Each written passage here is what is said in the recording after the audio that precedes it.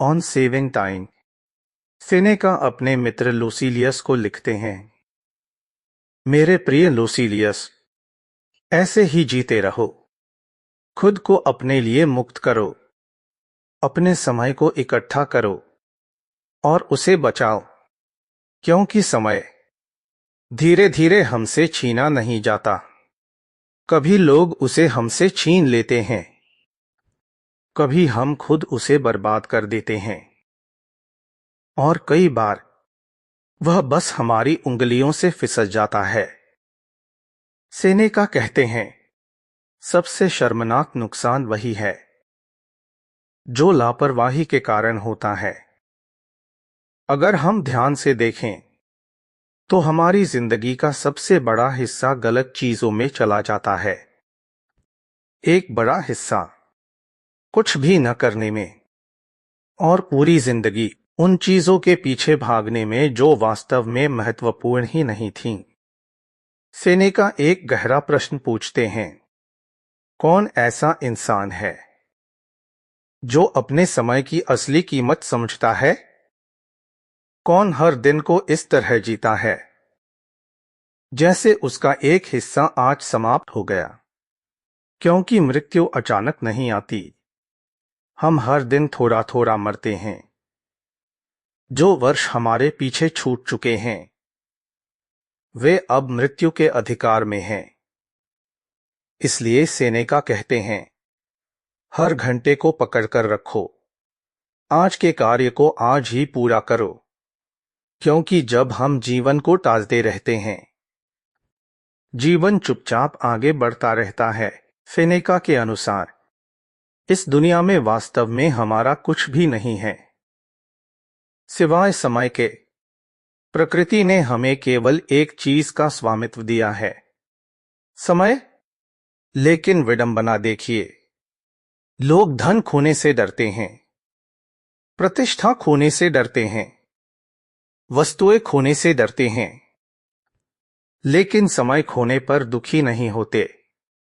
Seneca कहते हैं, मनुष्य छोटी छोटी चीजों का हिसाब रखता है लेकिन समय का नहीं।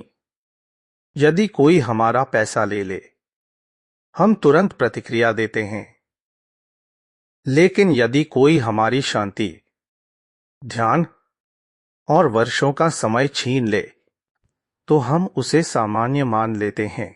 यहां सेनेका एक और कठोर सत्य बताते हैं, समय ही वह ऋण है जिसे सबसे आभारी व्यक्ति भी कभी वापस नहीं कर सकता।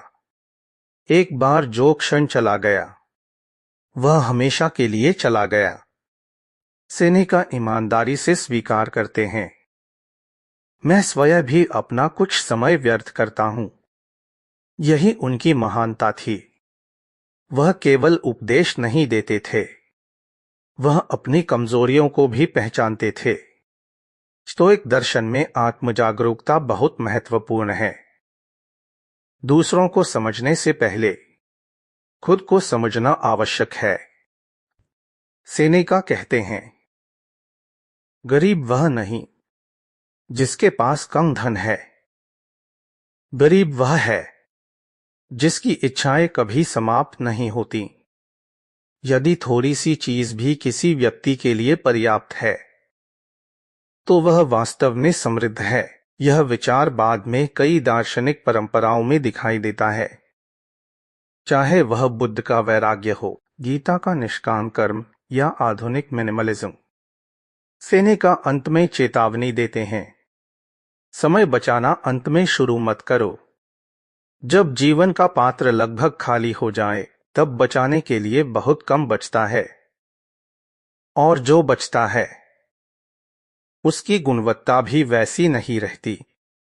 आज की दुनिया में जहां हर स्क्रीन हमारा ध्यान खरीदना चाहती है, सेनेका का यह संदेश पहले से कहीं अधिक महत्वपूर्ण हो जाता है, क्योंकि आधुनिक दुनिया की सबसे बड़ी लड़ाई समय की नहीं, ध्यान की लड़ाई है। और जो अपने ध्यान को नियंत्रित नहीं कर सकता वह धीरे धीरे अपना जीवन खो देता है। तो शायद वास्तविक प्रश्न यह नहीं है कि हमारे पास कितना समय है, बल्कि यह है, जो समय हमारे पास है क्या हम वास्तव में उसे जी भी रहे हैं?